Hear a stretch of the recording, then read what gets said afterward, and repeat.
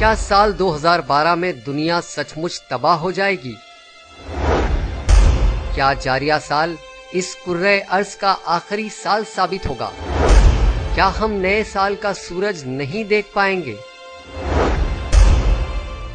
क्या इस तरह इस साल के खत्म होने तक हमारी ये खूबसूरत जमीन ज़ेरे आब आ जाएगी? अस्सलामु अलैकुम नाज़रीन, मैं हूं आसिम अली खान। INN के खास पेशकश में हम बात करेंगे उन आफात समावी की जो इस दुनिया को तबाह कर सकती है। हाल ही में इंडोनेशिया में पेश आए एक जलजले ने पूरी दुनिया को एक बार फिर फिक्रमंद कर दिया। इंडोनेशिया के अलावा जुमला 28 मुल्कों में जलजले के झटके महसूस किए गए और कई मुल्कों में सुनामी की वार्निंग जारी की गई। जलजले के कुछ झटके और सुनामी के खौफ ने दुनिया को एहसास दिलाया कि साइंस और टेक्नोलॉजी के इतना तरक्की करने के बावजूद इंसान कुदरत के आगे कितना मजबूर है। आइए एक नजर डालते हैं कि जलजलों ने कितनी तबाही मचाई है।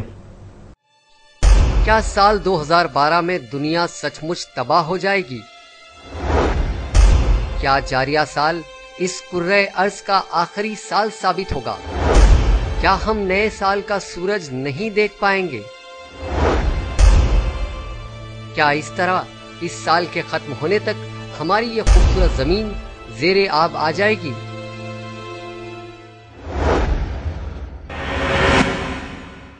तारीख का कदीम तरीन जलजला कब और कहां आया ये नहीं कहा जा सकता है। अलबत्ता वो पहला जलजला जो इंसान ने अपनी तहरीर में रिकॉर्ड किया तकरीबन 30,000 बरस साल कब्ल 1177 कब्ल मसीह में चीन में आया था। इसके बाद कदीम तरीन रिकॉर्ड 580 में कब्ल मसीह में यूरोप और 464 कब्ल मसीह में यूनान के शहर स्पार्टा के जलजले का मिलता है। मुआर्रिखीन का कहना है कि जलजला स्पार्टा और एथेंस के दरमियान लड़े जाने वाली जंग के दौर में आया था। पूरे शहर को निस्तो नाबूद करने वाला जलजला 226 कब्ल मसीह में यूनान के जजीरे रोहट्स में आया था, जिसने यहां के शहर कैमरोस को निस्तो नाबूद कर दिया। 63वीं ईस्वी में इटाली के शहर पोम्पाई में जबरदस्त जलजला आया, जिससे उसकी तमाम इमारतें खाक में मिल गई। फिर इस शहर की तामीर में 16 साल लग गए, मगर 24 अगस्त 1979 में दोबारा जलजला आया। लेकिन इससे ज्यादा तबाही तो नागासाकी में अमेरिका की तरफ से गिराए गए न्यूक्लियर बॉम्ब से हुई थी, जिससे 66,000 लोगों की जानें गई थी और हजारों इमारतें जमींदोस्त हो गई थी। जंगी हमले हो या जलजलों की तबाही, दोनों सूरतों में आवाम की ही जाने जाती है। आहिस्ता आहिस्ता दुनिया तबाही के मोड़ की तरफ जा रही है। 20 मई 526 ईस्वी को शाम के शहर एंटोशिया में खौफनाक जलजले से कई लाख अफराद जाँ बहक हो गए।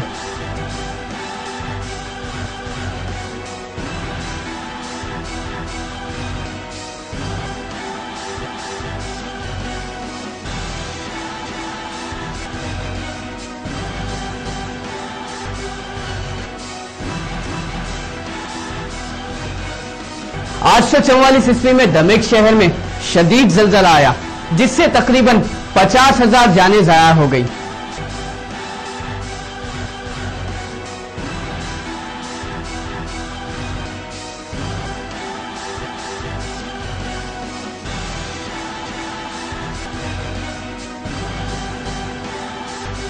आठ 847 ईस्वी में दमिश्क में दोबारा जलजला आया। इसमें 70,000 अफराद हलाक हुए और तकरीबन निस्फ शहर तबाह हो गया।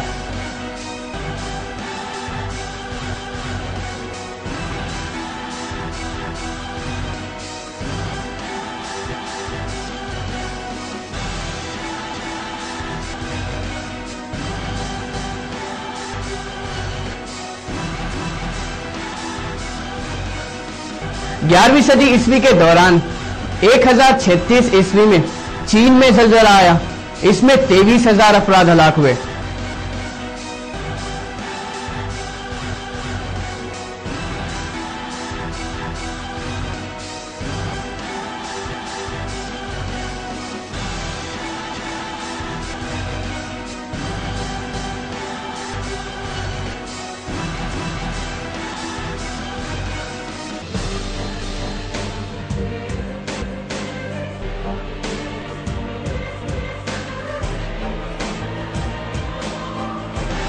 12वीं सदी ईस्वी के साल 1138 में शाम में गांजा और एलेपो के मकाम पर खौफनाक जलजला आया और तकरीबन 2,30,000 अफराद हलाक हुए।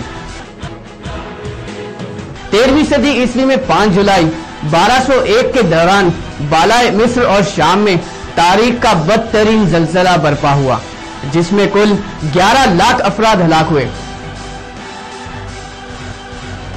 18वीं सदी में तकरीबन 13 बड़े जलजले आए। 26 जनवरी 1700 ईस्वी में अमेरिका में जलजला आया, जिसका असर नॉर्थ कैलिफोर्निया तक देखा गया। हिंदुस्तान में जलजलों की वजह से हजारों जानें गई। लातूर से लेकर गुजरात तक मुल्क के कई इलाके जमीन की एक हल्की सी लग्जिश से कांप उठे थे। 30 जनवरी 2001 में गुजरात में जलजला आया। इसकी शिद्दत 7.7 थी। इस जलजले की शिद्दत पाकिस्तान में भी महसूस की गई।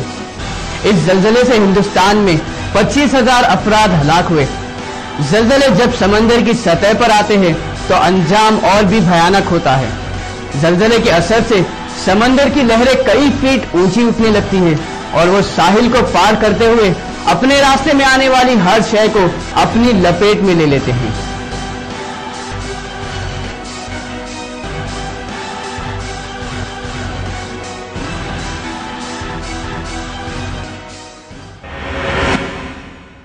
दो 2004 में सबसे बड़ी तबाही 26 दिसंबर को इंडोनेशिया के रियासत सुमात्रा में जेरे समंदर जलजले सुनामी से आई थी, जिससे उठने वाली लहरें Indonesia, Malaysia, Bangladesh, Hindustan, Sri Lanka, Burma, Maldives, Somalia, Kenya, Tanzania और जनूबी अफ्रीका तक गई। इस तबाही से होने वाली अमवात 5 लाख से जायद है। वहीं 2005 में भी इंडोनेशिया में जलजले से 1313 अफराद हलाक हुए। क्या साल 2012 में दुनिया सचमुच तबाह हो जाएगी? क्या जारिया साल इस कुर्रे अर्ज का आखिरी साल साबित होगा? क्या हम नए साल का सूरज नहीं देख पाएंगे? क्या इस तरह इस साल के खत्म होने तक हमारी ये खूबसूरत जमीन जेरे आब आ जाएगी? –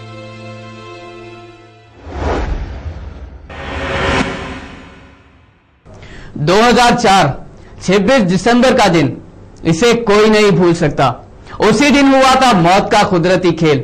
उसी दिन तोड़ी थी समंदर ने अपनी खामोशी और फिर शुरू हुआ था तबाही का सिलसिला। जनूबी एशिया में आने वाली सुनामी का असल राज क्या है? आइए जानते हैं क्या है सुनामी के तबाही का राज। क्यों आई थी सुनामी?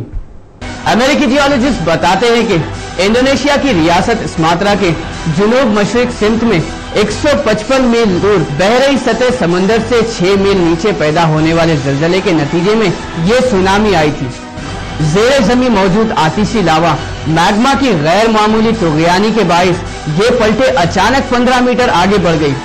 इस टकराव से जबरदस्त तवानाई खारिज हुई, जो 200 सेकंड के अंदर दायरों की सूरत में जमीन की सतह तक पहुंचकर जलजले की सूरत इख्तियार कर गई। 9.1 की शिद्दत के ये जलजले ने पानी की तवाज़ो को बिगाड़ दिया और फिर शुरू हुआ तबाही का खेल।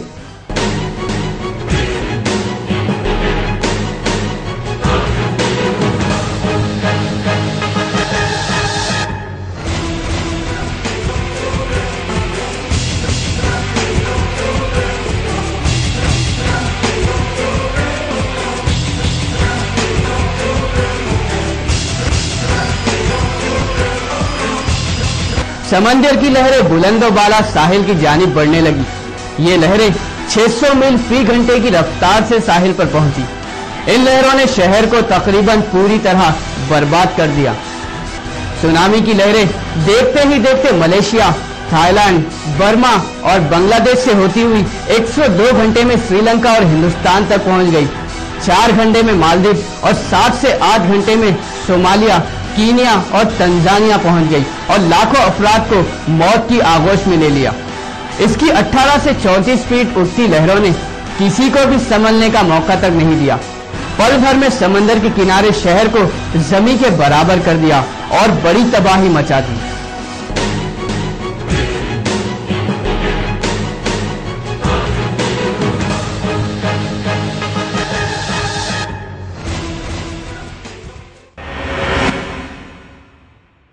साइंस और टेक्नोलॉजी में महारत का दावा करने वाले जापान ने कई बार कुदरत की मार झेली है।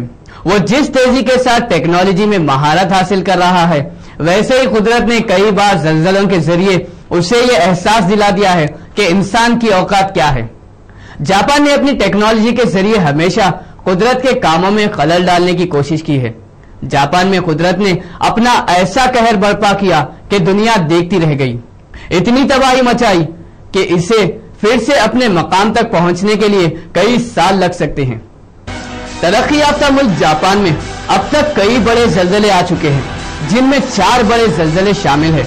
बदकिस्मती से इस खित्ते के लिए तबाहकुन जल्जले कोई नई बात नहीं है, लेकिन यहाँ की आवाम को जल्जलों की जगह अब सुनामी का खौफ सताता है।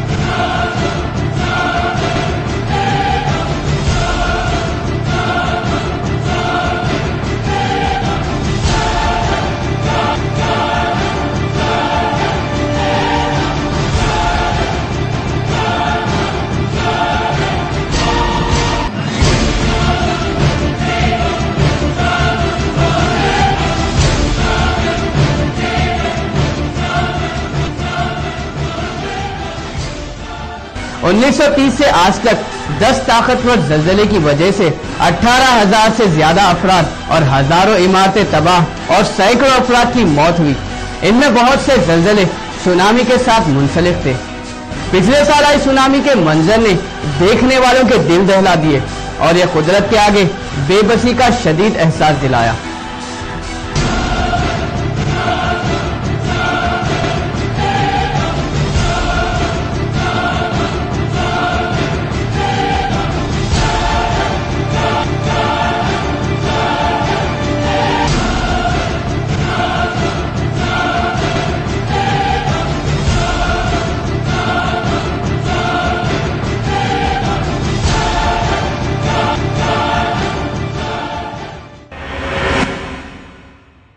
जाहिर सी बात है कि कुदरत के फैसले पर किसी को इख्तियार नहीं है, लेकिन साइंसदानों का कहना है कि यह सब ग्लोबल वार्मिंग का असर है।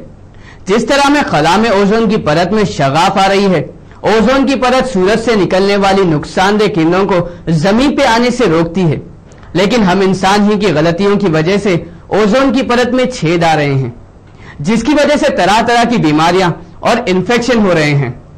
साइंसदानों ने इसे ग्रीन हाउस इफेक्ट कहा है। इसका मतलब यह है कि सूरज से निकलने वाली तेज किरणें जमीन पर मौजूद हर जानदार के लिए नुकसानदेह है, लेकिन इसमें पोल्यूशन की वजह से ओजोन परत में छेद आ रहे हैं और इसकी तेज किरणें जमीन पर पड़ रही है और इसकी वजह से जमीन की दर्जे हरारत में इजाफा हुआ है। दुनिया की चारों सिमत में बर्फ पिघलने की वजह से सतह समंदर में इजाफा हुआ है और समंदर में अब तक 6 इंच का इजाफा हुआ है। वहीं अब तक कई छोटे छोटे जजीरे समंदर में डूब चुके हैं और इससे हम इस बात का अंदाजा लगा सकते हैं कि ये सब क़यामत के आसार है। बिस्मिल्लाहिर्रहमानिर्रहीम। शुरू अल्लाह के नाम से जो रहमान और रहीम है। इज़ा ज़ुल्लतिल अर्दु ज़िलज़ालहा। जब जमीन अपनी पूरी शिद्दत के साथ हिला डाली जाएगी। व अख़रतिल अर्दु अस्क़ालहा। और जमीन अपने अंदर के सब बोझ निकाल कर बाहर डाल देगी। व क़ालल इंसानु मा लहा। और इंसान कहेगा कि ये तो क्या हो रहा है। यौमइज़िन तुहद्दिसु अख़बारहा। उस रोज वो अपने ऊपर गुजरे हुए हालात बयान करेगी। बिअन्न रब्बक औहा लहा। कि तेरे रब ने उसे ऐसा करने का हुक्म दिया होगा। यौमइज़िन यस्दुरु अन्नासु अश्तातन लियुरौ अअमालहुम। उस रोज लोग मुतफर्रिक हालत में पलटेंगे कि उनके अमाल उनको दिखाए जाएं। फमन यअमल मिस्क़ाल ज़र्रतिन ख़ैरन यरह। फिर जिसने जर्रा बराबर नेकी की होगी वो उसको देखेगा। वमन यअमल मिस्काल ज़र्रतिन शर्रन यरह, और जिसने जर्रा बराबर बदी की होगी वो उसको देख लेगा। अब दुनिया के किसी भी मुल्क के बस में ये नहीं है कि वो इसे रोक सके। जिन चीजों से पोल्यूशन होता है वो इंसान ही की बनाई हुई है और हम इसके इतने आदी हो चुके हैं कि इसे हम दूर नहीं कर सकते और ना ही खत्म कर सकते हैं। दुनिया तो फना होने वाली ही है, यह बात तो तय है, मगर कब, इसका जवाब तो अल्लाह ही बेहतर जानता है। लेकिन वो हमें हमेशा आगाह करते रहता है जिसे हम समझ नहीं पाते। सुनामी का आना, ज़लज़लों के झटके आना, जंगें होना, न्यूक्लियर बॉम्ब गिरना या फिर बर्फ पिघलना, ये सब क़यामत की निशानियां हैं। क्या साल 2012 में दुनिया सचमुच तबाह हो जाएगी? क्या जारिया साल इस कुर्रे अर्ज़ का आखिरी साल साबित होगा? क्या हम नए साल का सूरज नहीं देख पाएंगे? क्या इस तरह इस साल के खत्म होने तक हमारी ये खूबसूरत जमीन ज़ेरे आब आ जाएगी? इस प्रोग्राम में बस इतना ही। नाज़रीन, मैं आसिम खान अब आपसे इजाजत चाहता हूं। देखते रहिए INN लाइव। अल्लाह हाफिज।